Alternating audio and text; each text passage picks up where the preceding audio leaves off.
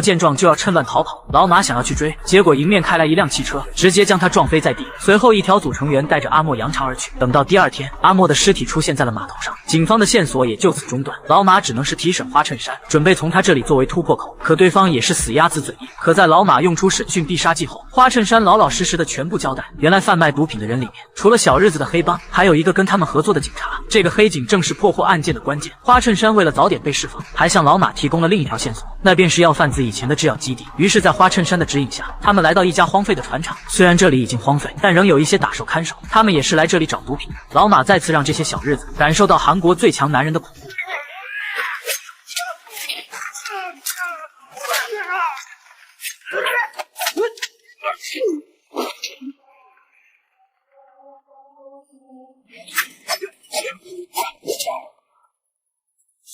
老马揍人总是如此。